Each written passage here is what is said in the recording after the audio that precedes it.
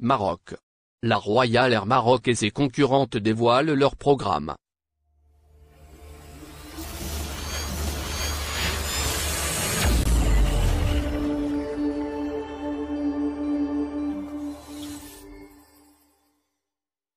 Le Maroc ouvrira ses frontières le 7 février prochain après plus de 2 mois de fermeture. Une éternité pour les Marocains établis à l'étranger, mais aussi pour les professionnels du tourisme. Ces derniers ont beaucoup souffert des fermetures à répétition des frontières.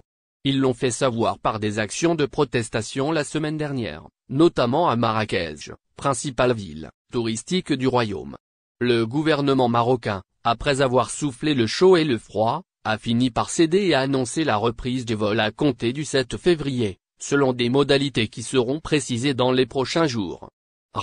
Reprise des vols vers une cinquantaine de pays.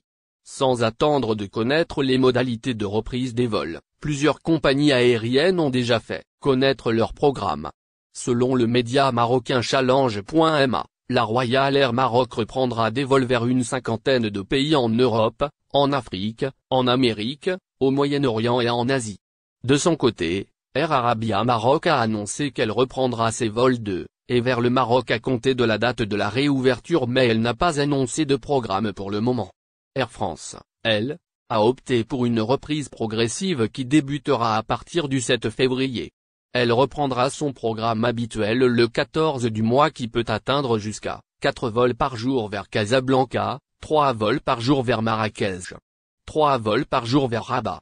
Reprise des vols vers le Maroc, les compagnies low-cost en ordre dispersé.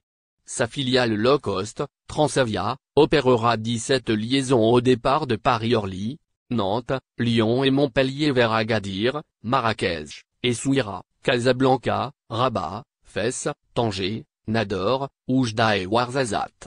La compagnie belge TUI Fly a informé qu'elle allait reprendre ses vols 10 jours après la réouverture des frontières au Maroc.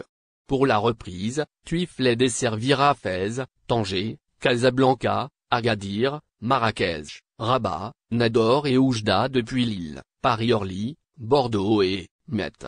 Chez EasyJet Ryanair, c'est avec prudence que l'on a accueilli la nouvelle de la réouverture. Les deux compagnies n'ont pas annoncé leur programme respectif jusqu'à présent.